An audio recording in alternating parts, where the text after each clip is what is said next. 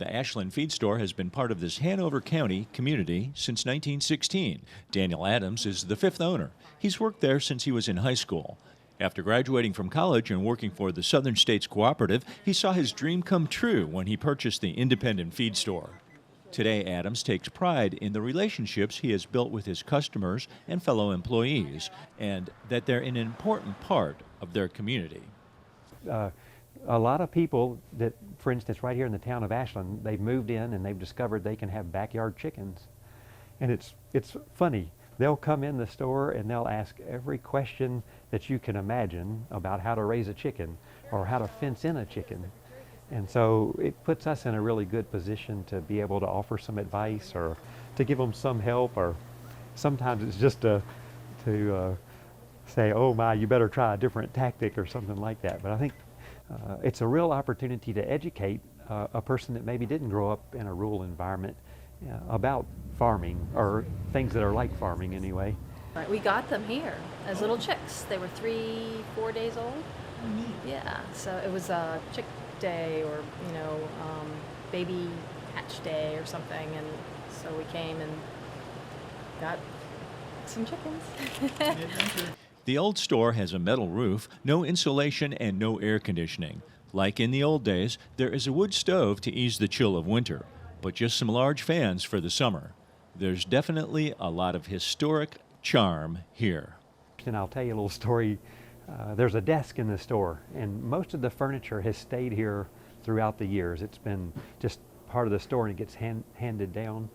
Well, there's a desk, and I love to move things around. So when I bought the store, I moved the desk, and I found a secret compartment in the back of the desk, and I found a bullet and a half-consumed bottle of liquor. And I thought those were two interesting things to find.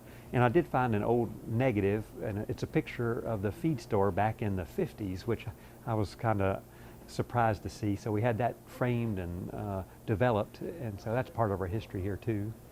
Hello. Yeah, do you have any mums? We do. They're right out there on the front porch. They're $9.99 a piece. They're pretty. There is a strong sense of community here, with folks gathering around the cash register to chew the fat. And someone is usually parked outside the side entrance, loading up their vehicle with 50-pound bags of feed or other supplies.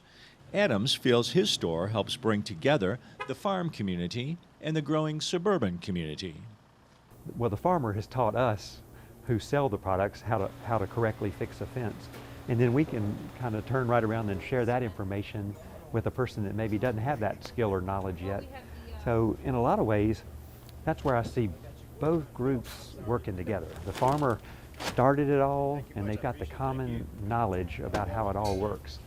But when it works best is when that farmer can take that information and share it with somebody that's green and can teach them. So that kind of keeps that whole tradition going of just general farm work and farm labor. But it also does something really important, and that is just strengthens the relationship between the agricultural community and an urban community too. Personal service is what sets the Ashland Feed Store apart from the big chains. Adams often delivers feed supplies himself, since many customers don't have the time or ability to come in themselves. And it turns out that's useful for both farmers and his newer customers. But that other group, I call them the backyard farmer, they're doing it now just because they love it. They like the birds, they like the animals, they like rabbits, but they're doing it more as a passion. So I have a feeling that group is probably going to stick around. There's a whole group too of young couples that have 1 or 2 children, and they're eager to show their children a different way of life. Maybe different than what we might have experienced, being middle-aged now. We grew up in a little different time, but now I think there's a new appreciation for some of those simple things in life that, might ground your children more if you can show them some exposure to that. Adams offers local produce in season as well. Often there will be a bushel of sweet potatoes or other fresh products for sale at the counter. It's all part of serving his community and his customers, both large and small. The big chain stores will always be there, But Adams feels strongly that the experience you get shopping in a small feed store like his will strike a good note and bring you back. There's always a warm greeting and a smile when you stop in. In Hanover County, this is Dave Miller.